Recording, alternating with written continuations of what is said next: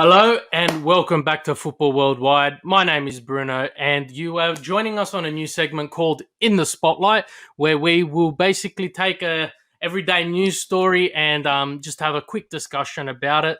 So, welcome to episode 1. I'm joined with Serie A Roundtable and Interworldwide's Anthony. How are you, mate?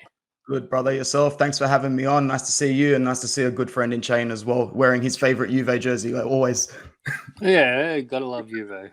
And Anthony, you alluded to it. I think it's my second only Newcastle fan that I do know, with Alex being the other one who appeared on Everything APL. Shane, how are you, mate? Yeah, very good. Thanks for having me on. That's good. Look, we'll get straight into it. So, basically, this episode, we're going to be talking about the £300 million or €408 million takeover of Newcastle United. So, just to give you guys, the audience, a bit of a background. So, initially, this Saudi group came around last season in 2020 and offered the exact same amount, and it did not go through. And the Premier League finally signed off this season with this takeover bid for the exact same price of £300 million. Mike Ashley bought this club for £134 million or €158 million, so almost one Lukaku. And essentially, he has doubled his money over the time he's been there. So, without further ado, we've got a Newcastle fan here with us. We want to get your perspective. There are going to be a couple of questions. We'll have our input by Anth. I think you got the first question for Shane. Absolutely, man. So good to see, bro, because this club's got a lot of history and the fans will tell you better than anyone. But more importantly, from a realistic point of view, mate, on a short-term timeline, say about 5 years, ideally, how do you see Newcastle building from strength to strength in regards to what you think they need to address first and foremost? Within 5 years, it's hard to expect too much. Some people are already sky is the limit because money talks, and especially these days in football, money really does talk.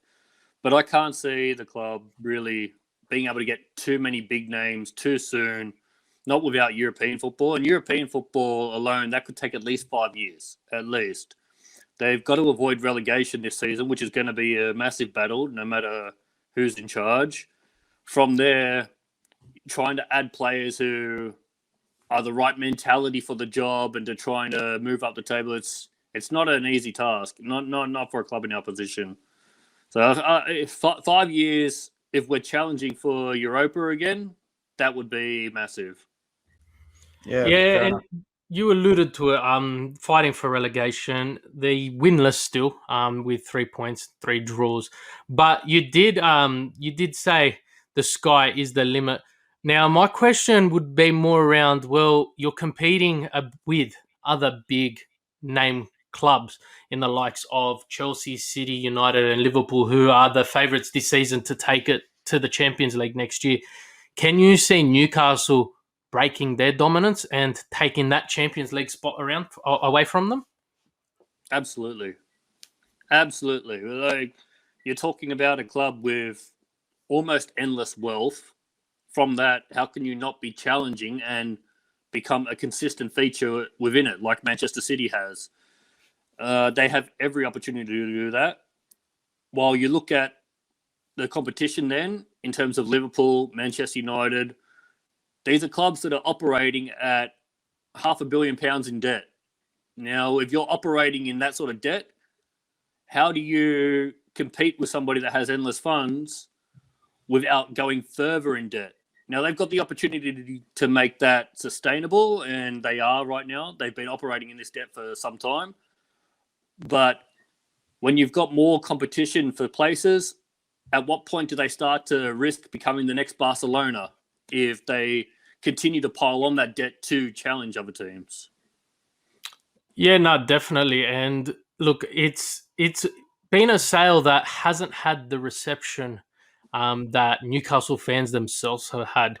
It's been highly criticised amongst the other 19 Premier League clubs, and part of the reason why it didn't pass last year. So, as a Newcastle fan yourself, clearly you've embraced the move, but is this sustainable for Newcastle in the long run, or will they start to tarnish their name being affiliated and having the rest of the league essentially against you? I think on some level it's going to depend a little bit on the Saudis. Like with the Saudis moving further and further into sport, and they have been with Formula One, boxing, all these other sports, even things like social media, they're investing in everything these days. Like there's a huge amount of hypocrisy of people criticizing it on one front and then not criticizing it on the other fronts. But with the way that like the Saudis are operating, they are slowly but surely trying to pull back on some of these issues that holds them back in the rest of the world's eye. So if that continues and they do sort of clean up a lot of what's going on back home, then you won't see that criticism continue, I don't think.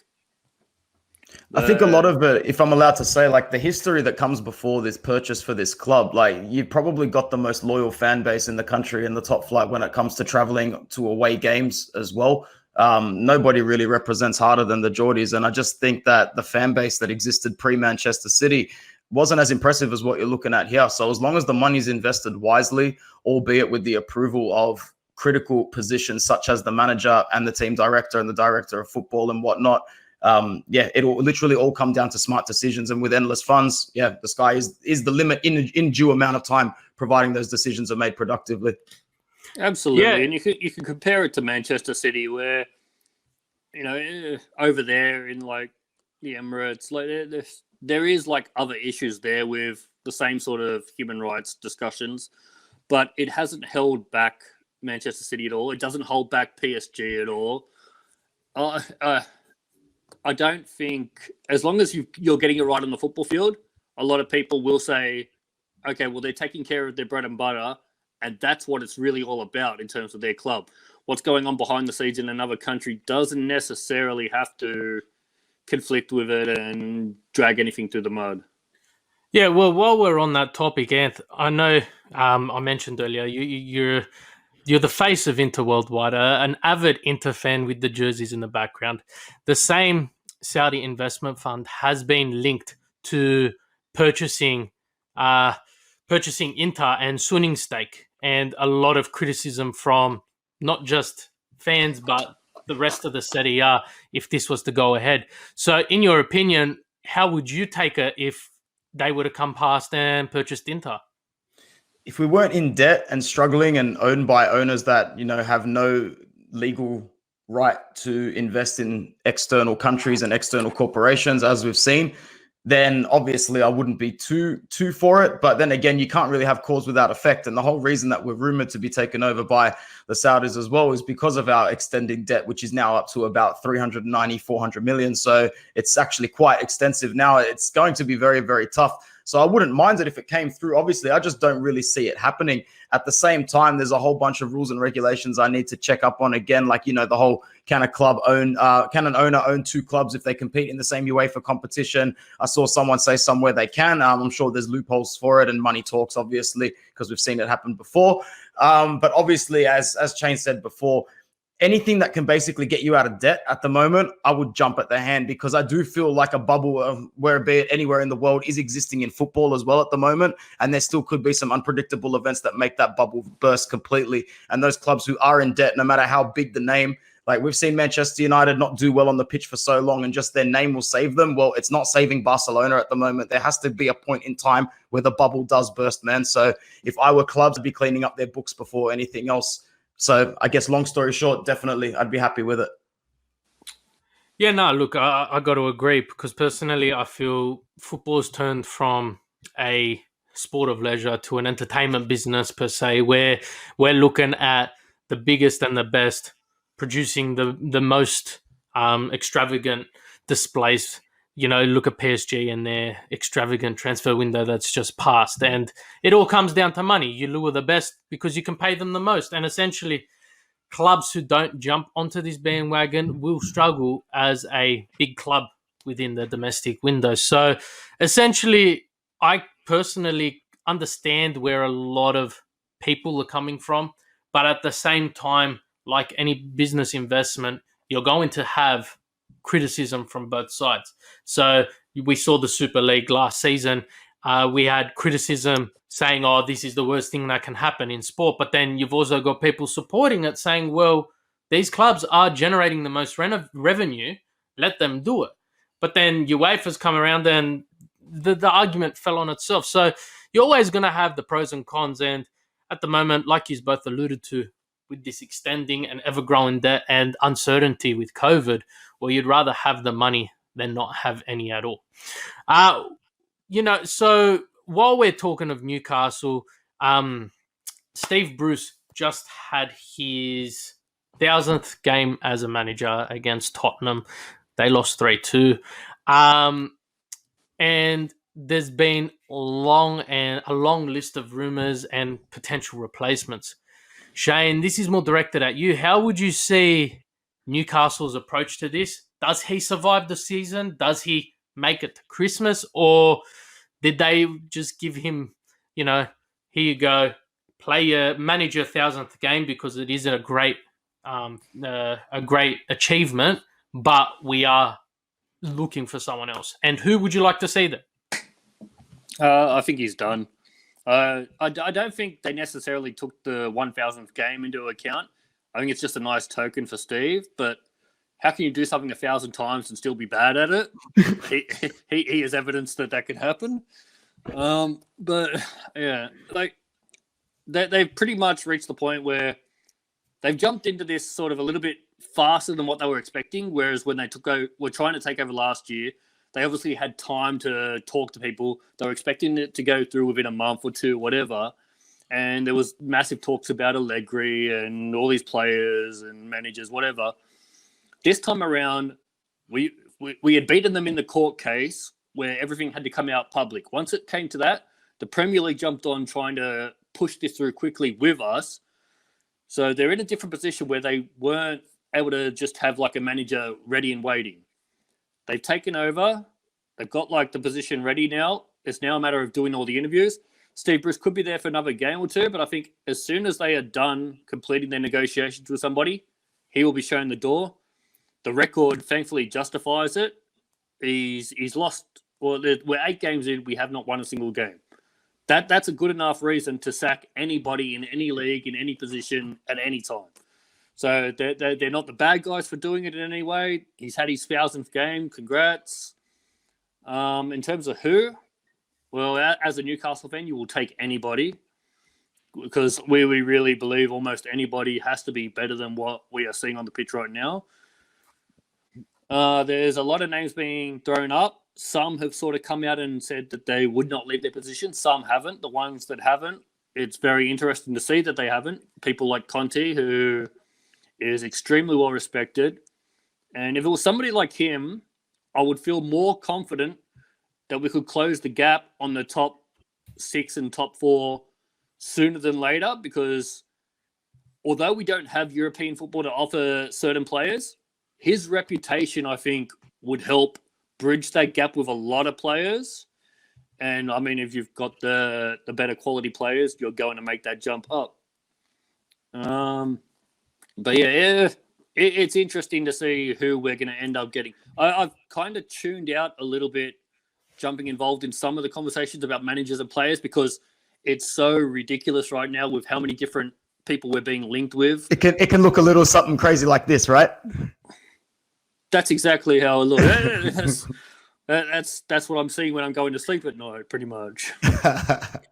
So, Anthony, I'll throw it to you. Who do you think would be a suitable and available replacement, given the budget that Newcastle now has? And, you know, we've seen with Manchester United, some managers cannot manage such a big budget and cannot manage such big egos. And look at David Moyes. Couldn't manage United, but he's doing phenomenal wherever he goes.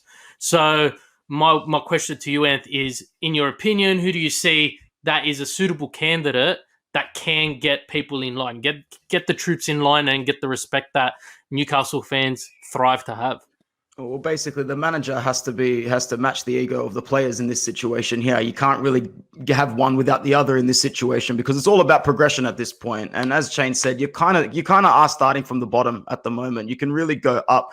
So a coach like Pochettino or Conte is fantastic in order to close the gap quickly, but Pochettino's not going to leave his stand at PSG, I don't think. Conte is not necessarily coming out of retirement. Sure, not retirement, but as an Inter fan and a big Conte fan, I follow all of his Instagram stories, and that guy is happy, man. He's at a different game every 4 days in like VIP settings and everything. He's not going anywhere. I don't think it would be too bad to go for just another coach with some good Premier League experience under his belt.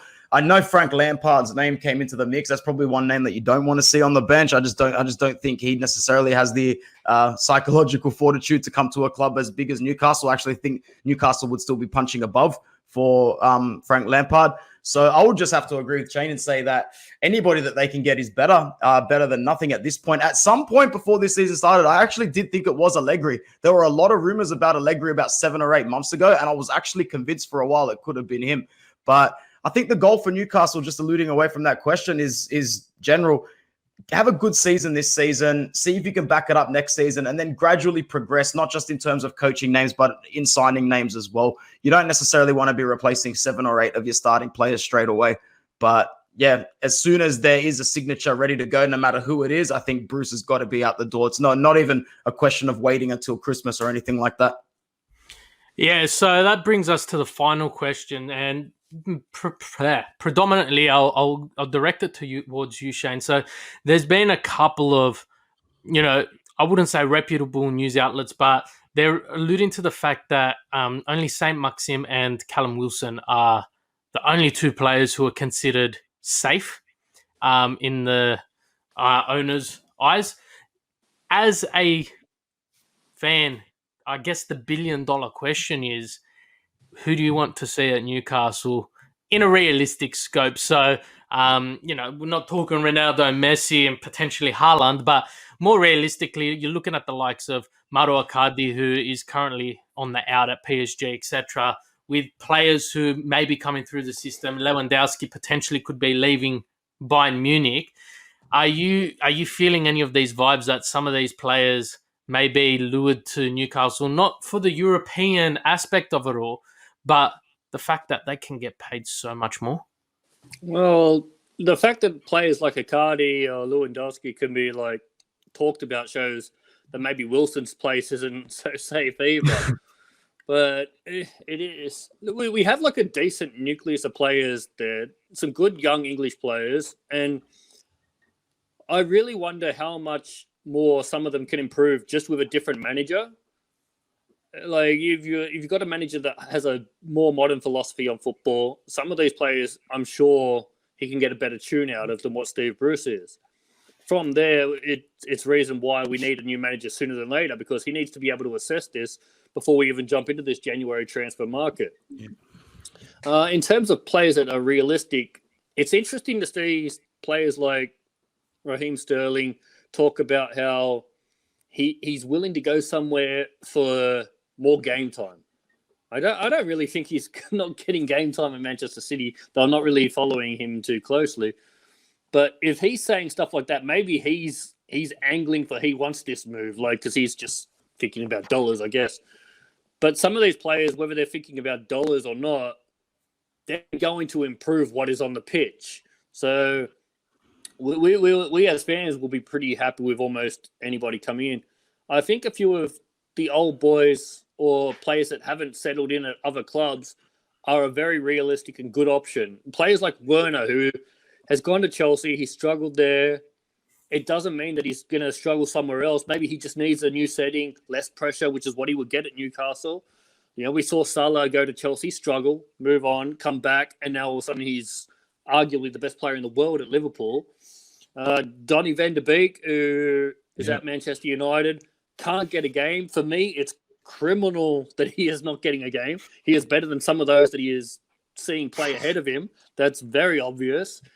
If you can get some of these sort of players who do know the Premier League already, who can offer something and on fresh pastures could really develop and take things another level, who have that potential, these are the players we should be aiming at. And I think we realistically can get, and for pretty reasonable prices.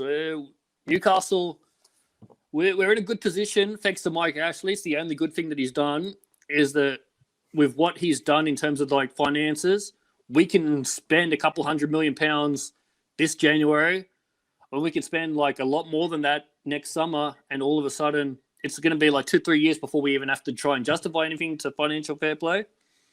So we've got it within our means to pick up some of the players for good prices and really move forward real quickly, but they've got to get it right. And I think if you go after players like Werner and Van der Beek who have something to prove as well, who will want to really push themselves, not just come in for money, that's where we can make our significant jump.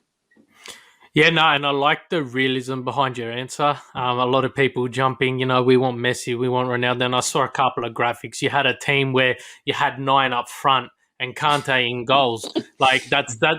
But it's good to see the realism, and I think you touched on some great points. You stay within the country, but Anth, before we wrap it up, who do you think is optimal in regards to Newcastle and will help them get there? Or is it a case of you need to get a manager and find out how the manager wants to move forward? I reckon this is where your scouts can use, scouting foundational knowledge 101, pick some players that are playing at clubs that are at their level, but they're not getting the field time, not just Sterling or Van der Beek. I'm talking like your Anthony Martials, your Jesse Lingards from Manchester United. I could go on and name half of the Arsenal side as well. Go and pick players that are looking to break into a World Cup squad. We've got a World Cup very, very soon. There's a lot of good players for nations that are cutting their squads within the next 6 months and that are on the fringe of making their squad or not. So, without actually saying any names off the top of my head, because I just see a lot of names, I'm just going to say purely from a metric point of view, go for players that want to play, because not only will they bite at the chance to come to a club like Newcastle, they will try and play out of their skin to earn a first team spot and to earn a spot in their nation side for a World Cup. And that's not just Premier League as well. Obviously, the first thing you should do is look for Premier League players so they can acclimatize a little bit quicker in January. January transfers, as the years go on, they work less and less effectively for me if they're foreign players coming in January. I think the adaptable time is increasing. But so I would be going for Premier League players that aren't really getting the adequate minutes they think they deserve and that are desperate to break into a World Cup squad. All right, there. So last question, and then we'll wrap it up. Cheyne, where do you see Newcastle in 3 years' time? Just a position on the table. In 3 years' time, hopefully just breaking the top half of the table. I don't think we'll challenge for the top 6 in the European spots within that time frame. We need to get extremely lucky with the manager and the transfers for that to happen. But within 3 years, I think we can be like back to top half of the table. Things are stable, and by then, depending on who the manager is, maybe that's a point where somebody like a Conte or a Mourinho will want to come in, because I'll be like, okay, this is a team that I can work with. It's not that big of a jump to start challenging for this and that. And Anthony? Pretty much the same, man. Like, they'll get some players that improve their positions on the pitch, but where you make that jump into reaching different sort of tangible objectives is when a manager comes in, kicks you up the arse and says, you're supposed to be playing for a higher purpose than this. And I don't think they're going to be at the point where they get that Conte and Mourinho yet. But in a few years' time, I see them in the market for a pretty big managerial name, and that's when they'll take it to the next level. Well, guys, it has been a pleasure. I'd love to thank Cheyne for jumping on with us and giving us a Newcastle's fans' perspective. Thank you, Cheyne.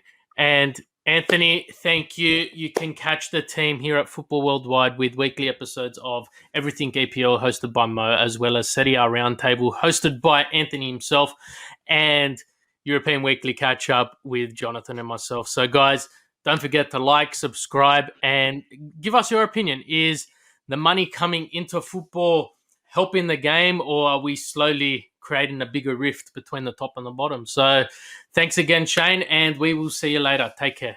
Thank you.